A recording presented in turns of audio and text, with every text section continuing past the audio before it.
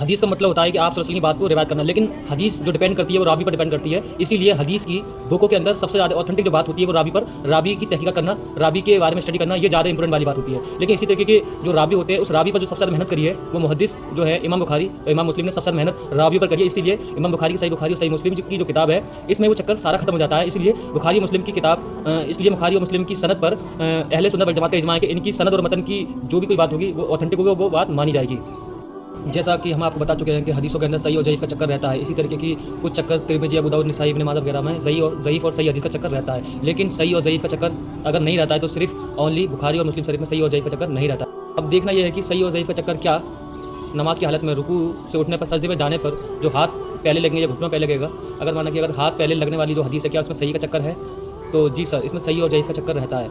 बाद लोग घुटने जिसमें पहले लगाने वाला जिक्र आता है सुनन अबी दाऊद में, उसमें ये चक्कर ज़्यादा पाया जाता है। लेकिन उसमें साथ ही हदीस में लिख दिया जाता है कि ये सही हदीस है या ज़ईफ़ हदीस है।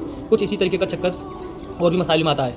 ये मसला भी कुछ इसी तरीके का है, टिपिकल मसला है। लेकिन हाँ, इसके अगेंस्ट में सपोर्ट करने वाली हदीस और भी मिल जाती है। जैसे कि बुखारी की हदीस 803 नंबर की हदीस इसको सपोर्ट भी करती है कि घुटना पहले लगेगा या हाथ पहले लगेंगे। तो उसमें पता पड़ता है कि नमाज की हालत में रुकू से उठने पर, जब सजदे की हालत में जब जाएंगे तो उसमें हाथ पहले ही लगेंगे, क्योंकि अब बुखारी की हदीस को सपोर्ट भी करती है। और सुनन अबी दाऊद की जो सनद है 840 और 841 की सनद परफेक्ट और मौजूद है। लेकिन इसके अगेंस्ट में जो 3 हदीस पीछे की तरफ जो हम देखते हैं कि उसके अंदर जिसमें घुटने का जिक्र आता है, वो हदीस के साथ में सुनन अबी दाऊद ने, इमाम अबू दाऊद ने साथ ही लिख दिया कि यह हदीस फला रावी के हिसाब से ये ठीक नहीं है। अबू हुरैरा रज़ी अल्लाह तआला अन्हु ने बयान किया कि रसूलुल्लाह सल्लल्लाहु अलैहि वसल्लम ने फरमाया, जब तुम से कोई सजदा करे तो ऐसे न बैठे जैसे कि ऊंट बैठता है, चाहिए कि अपने हाथ घुटनों से पहले रखे।